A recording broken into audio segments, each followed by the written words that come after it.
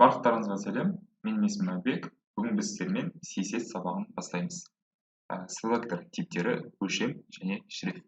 Жалпы CSS бұл формалды тіл. CSS тілі ол осы HTML парақшаға қандай да бір стиль қосу үшін пайдаланады. Яғни парақшаға біз стиль қосымыз келсе, онда осы тілді қолданамыз. CSS-тің конструкциясы қарапайым, өте қарапайым болып табылады. Мына жерде сіздер селекторды көрсетесіздер. Яғни HTML тегін көрсетесіздер. Және де сол арқылы сол тегке беретін, яғни қасиетті көрсетесіздер, қасиеттің атауын, және де соның мәнін көрсететін боласыздар. Жалпы үш нәрсені есте сақтау керек: селектор, қасиет және де оның мәні. Енді келесі кезекте селектордың типтеріне келетін болсақ, жалпы негізінде бірнеше әдіс арқылы көрсетуге болады стильді. Ең бірінші ол тегтің атауын көрсету арқылы, мысалы HTML немесе button деп, немесе H1 деп. Бірақ та көп жағдайда бұл қолдана бермейді, өйткені сізде парақшада тегтер көп болған сайын бір-бірімен кейін шатасуы мүмкін. Ал одан кейін барып идентификатор арқылы, яғни ID арқылы көрсетсеңіз болады. ID арқылы көрсету арқылы сіз дәл сол, тек қана сол ғана тегке ғана сет беретін боласыз. Және де ең көп, яғни ең көп қолданылатын тип ол класс. Яғни сіз белгілі бір класс беру арқылы сол стильді, сол класстағы элементтердің стилін өзгерте аласыз. Және де тағы бір әдіс бар, ол атрибут әдісі арқылы көрсетуге болады. Жалпы енді практикаға келейік. Практикаға келместен бұрын мен жаңа бір папка ашамын. Курс деп атайын папканың атауын. Және де бұл жерде HTML файл ашамыз. Index.html файлын ашамыз. Және де менде бұл блокнот түрінде тұр. Яғни мен мына жерде бұл файлдың типін ашып көрсетемін. Сол типтің ішінен txt деген осы бір форматты өшіріп тастаймын. Міне, енді index.html файлына ауысты. Енді бұл файлдың қасына мен тағы бір стиль қосамын. Style және де оның форматы CSS деп қоямын. Енді келесі кезекте Sublime Text бағдарламасы егер сізде орнатылмаса, міндетті түрде орнатып алыңыз. Яғни осы ресми сайтынан сіз орната аласыз. Енді мен өзімдегі осы Sublime Text бағдарламасын ашамын, және де бұл жерде мен өзім жаңа ғана құрған папканы ашатын боламын. Open folder дегенге басамын. Жұмыс үстеліне өтемін, және де курс деген папканы ашатын боламын. Одан кейін барып, ашылған терезеде мына жерде index.html файлы. Бұл файлда дайын конструкцияны қолданамын. Tab батырмасын басу арқылы test page деп жаза салайын. Және де content hello world деп жаза салайын. Енді осыны біз сіздермен бірге браузерде ашатын боламыз. Index.html файлын ашамыз. Міне, көріп отырғандарыңыздай hello world сөзі шықты. Енді осы hello world сөзін біз түсін өзгертейік. Түсін біз былай өзгертсек болады. Style, color, red деп жазсақ болады. Сол кезде түсі өзгереді. Енді келесі кезекте бір текст алайын. Lorem ipsum текстін көшіріп алайық. Дәл осы текстті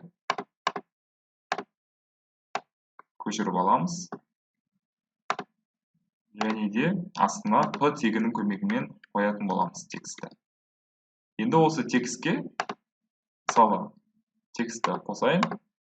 Енді осы тексттің кішкене шрифтін, яғни өлшемін өзгертейік. Мысалы, 18 пиксель деп жасайық. Сол кезде кішкене өлшемі үлкейетін болады.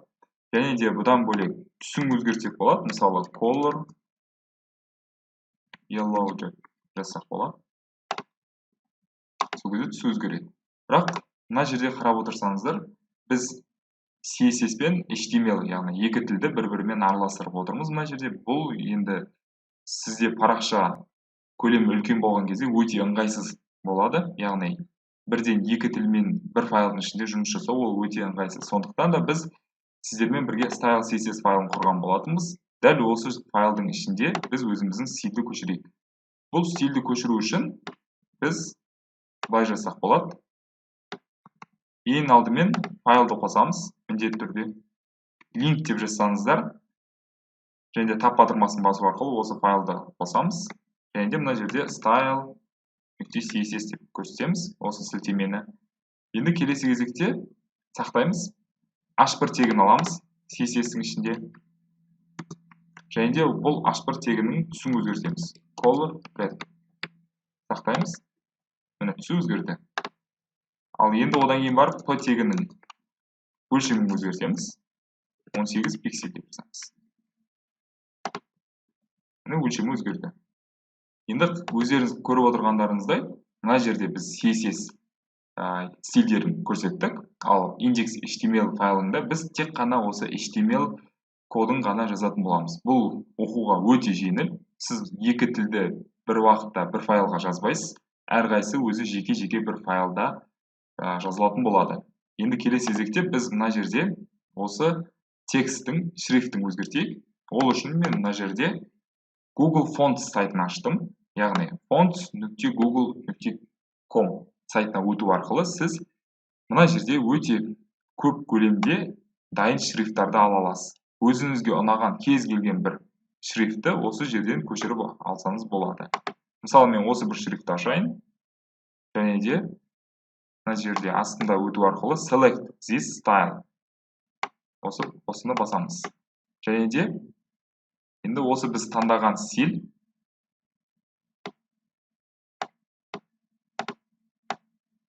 осы стильді біз сілтеме арқылы қосамыз. Міндетті түрде осы сілтемені қосу қажет HTML файлға. Олсыз бізде бұл шрифт қосылмайтын болады. Мына жерде орналасуын дұрыстап жіберейік. Сақтаймыз міндетті түрде. Және де астында тұрған осы font family деп аталатын осы бір қасиетті көшіріп аламыз. Көріп отырсыздар. Осы жерде font family деп жазамыз. Және де біз осы көшіріп алған шрифтті көрсетеміз. Обновить етеміз. Міне шрифт өзгерді басқа түрде.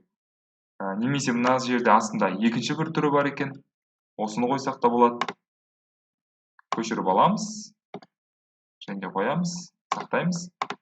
Өзгертеміз. Шрифт өзгерді.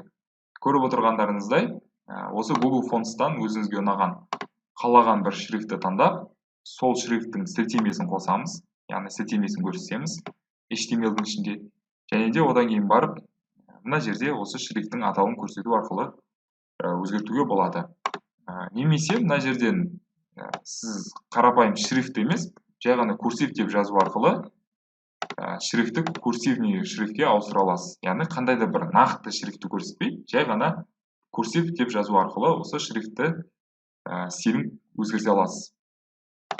Енді келесі кезекте біз мына жерде сіздермен селектор арқылы, яғни бірден тегті көрсету арқылы жұмыс жасадық. Мысалы, астына түсу арқылы біз тағы да бір осындай бір конструкцияны құрайық. Біз мысалы lorem ipsum деген сөзі жаздық делік. Сол кезде көріп отырғандарыңыздай, екеуінің де түсі бірдей. Бірақ та бізге екеуін ғана емес, тек қана hello world сөзінің түсін ғана ауыстыру керек. Осы кезде бізге көмекке келетін ол әрине ID деген идентификатор көмекке келеді. Оған мысалы біз жай ғана title деп көрсетсек болады. Ал мына жерде стильге H1-дің орнына біз tor белгісін көрсетеміз. Яғни бізде егер ID тұрса, онда міндетті түрде CSS-те tor болады. Және де осы жерде біз title деп жаздық. Дәл осы title сөзін tor белгісінен кейін пробелсіз қоятын боламыз. Сол кезде бізде осы hello world осы сөзі ғана өзгеретін болады. Ал ID-дан бөлек, мысалы бізде 2 емес 3 болсын. Яғни hello world және де сәлем әлем деген және де lorem ipsum. Бізге енді бұл жерде hello world пен сәлем әлем осы екі сөздің түсін қызыл қылу керек. Ал lorem ipsum ол қара түсте қала беру керек болса, бұл жерде біз енді әр элементте тек өзінің жеке идентификаторы болатын болса, бірақ та бірдей, яғни мағынасы бір тектерді байланыстыру үшін бізге көмекке класс келетін болады. Яғни класс арқылы біз жақын мағыналы тектерді біріктіре аламыз.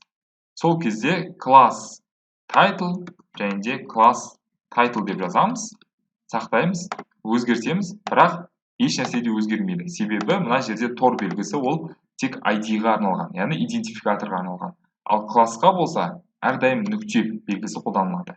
Яғни, егер нүкте болса, ол класс, ал тор белгісі болса, онда ол ID. Немесе ешқандай да белгі болмаса, онда ол тег деген мағынаны білдіреді. Парақшаны обновить етеміз. Міне сол кезде көріп отырғандарыңыздай, осы екі текстің түсі өзгерді. Және бұдан бөлек, бізге мысалы осы тексті бүкіл осы жерде тұрған бүкіл экранға емес, тек қана экранның жартысына ғана көрсету қажет болса, онда біз P тегінің астында width деп аталатын осы бір қасиетті көрсетсек болады. 50% деп көрсетеміз, яғни width ол ұзындығы 50%. Сол кезде біздің текст экранның жартысын ғана алатын болады.